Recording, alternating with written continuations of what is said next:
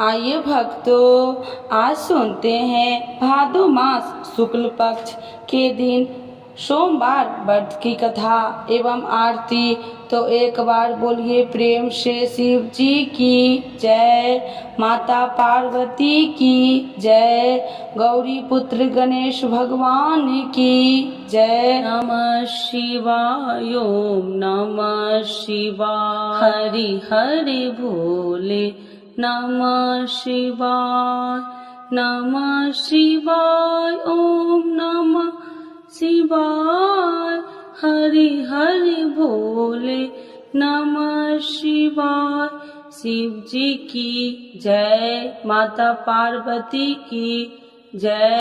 आइए भक्तों, आज सुनते हैं सोमवार व्रत की कथा एवं आरती। समय की बात है, किसी नगर में एक साहूकार रहता था। उसके घर में धन की कोई कमी नहीं थी, लेकिन उसकी कोई संतान नहीं थी। इस कारण वह बहुत दुखी था। पुत्र प्राप्ति के लिए वह प्रत्येक सोमवार को व्रत रखता और पूरी श्रद्धा के साथ शिव मंदिर जाकर भगवान शिव और माता पार्वती जी की पूजा करता था। उसकी भक्ति देखकर एक दिन माँ पार्वती प्रसन्न हो गई और भगवान शिव से उस साहूकार की मनोकामना पूर्ण करने का आग्रह किया। पार्वती जी की इच्छा सुनकर भगवान शिव ने कहा कि हे पार्वती, इस संसार में हर प्राणी को उसके कर्मों का फल मिलता है और जिसके भाग्य में जो हो उसे भोगना ही पड़ता है। लेकिन पार्वती जी ने साहूकार की भक्ति का मान रखने के लिए उसकी मनोकामना पूर्ण करने की इच्छा जताई। माता पार्वती के आग्रह पर शिव जी ने साहूकार को पुत्र प्राप्ति का वरदान तो दिया, लेकिन साथ ही यह भी कहा कि उसके बालक की आयु केवल 12 वर्ष होगी। माता पार्वती और भगवान शिव की बातचीत को साहूकार सुन रहा था। उसे न तो इस बात की खुशी थी और न ही दुख। वह पहले की भांति शिव जी की पूजा करता रहा। कुछ समय के बाद साहूकार के घर एक पुत्र का जन्म हुआ।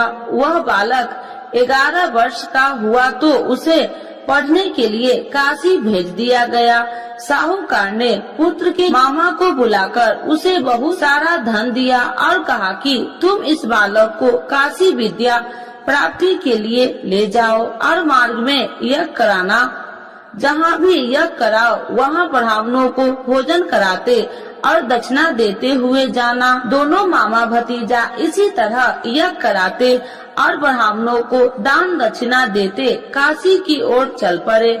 रात में एक नगर पड़ा, जहाँ नगर के राजा की कन्या का विवाह था, लेकिन उस राजकुमार से उसका विवाह होने वाला था। वह एक आंख से कन्हा था। राजकुमार के पिता ने अपने पुत्र के कन्हा होने की बात को छुपाने के लिए एक चाल सोची। साहूकार के पुत्र को देखकर उसके मन में एक विचार आया। उसने सोचा क्यों न इस बालक को दुल्हा बनाकर राजकुमारी से विवाह करा दूं।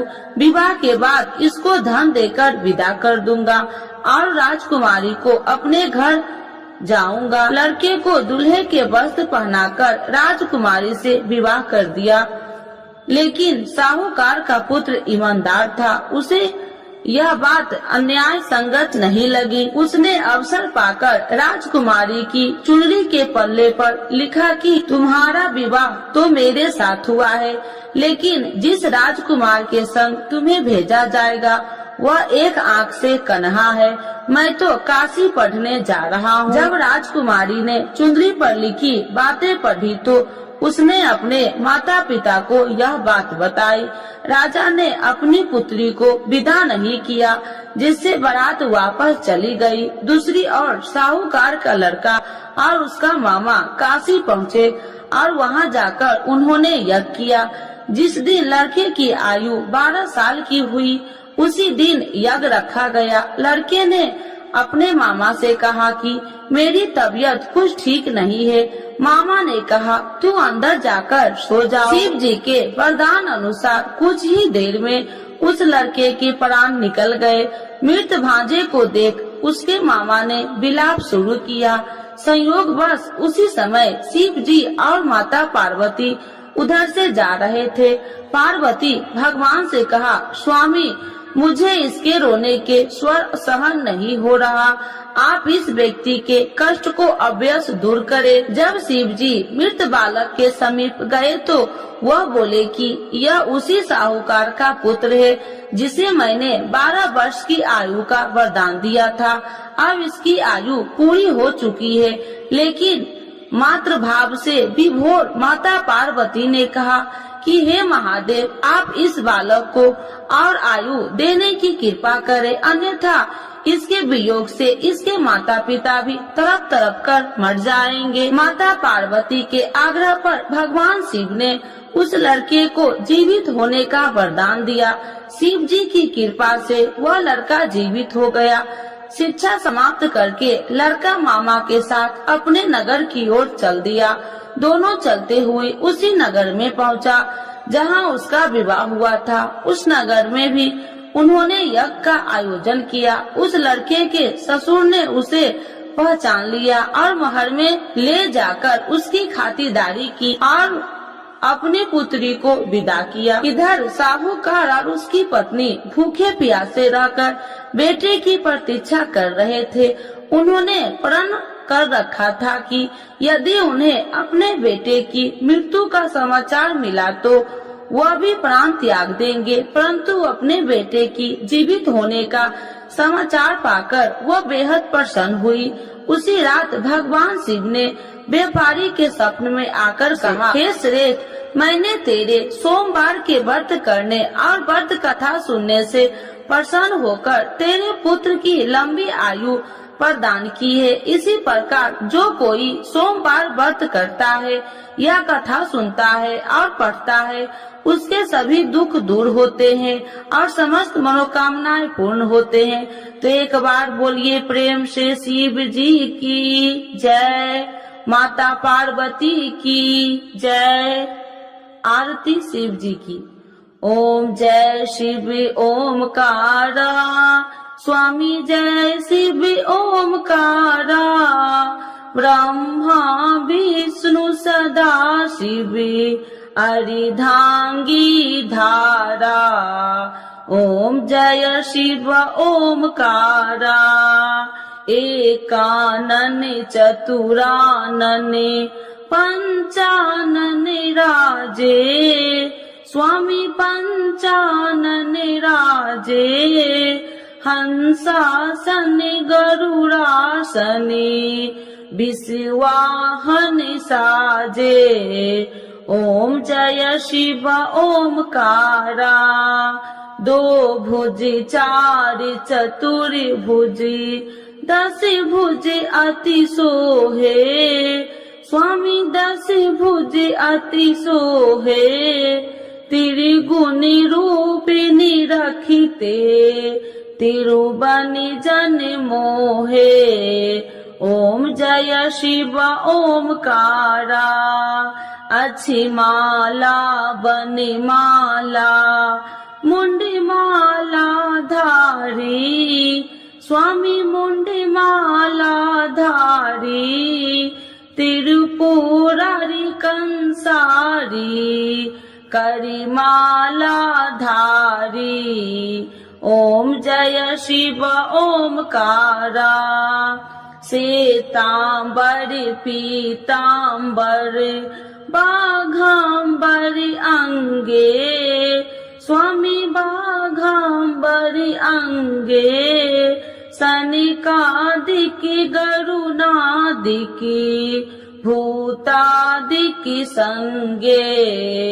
ओम जय शिव ओमकारा, करके मध्य कमंडल चक्र त्रिशूलधारी, स्वामी चक्र त्रिशूलधारी, सुखकारी दुखिहारी, जग पालनकारी।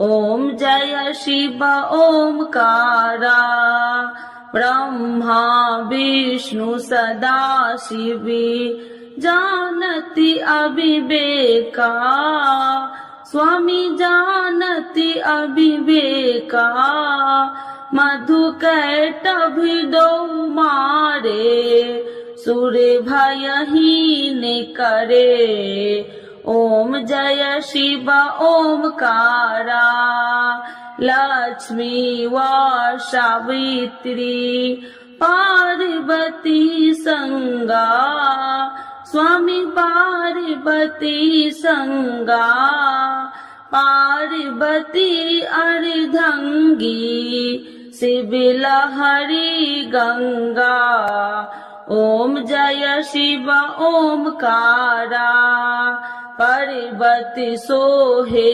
पार्वती शंकर कैलासा स्वामी शंकर कैलासा भांग धतूर का भोजन भस्मी में बसा ओम जय शिव ओमकारा जटा में गंगा बहती है गले मुंडन माला स्वामी गले मुंडन माला शेष नाग लिपटावती ओढ़त मिर्ग छाला ओम जय शिव ओमकारा काशी में विराजे विश्वनाथी नंदी ब्रह्मचारी स्वामी नंदी ब्रह्मचारी नित्य उठी दर्शन पावती महिमा अति भारी ओम जय शिव ओमकारा त्रिगुण स्वामी जी की आरती जो कोई नर गावे स्वामी जो कोई नर गावे कहत शिवानंद स्वामी मन वांछित फल पावे ओम जय शिव ओमकारा प्रभु हर शिव ओमकारा शिव जी की जय माता पार्वती की जय।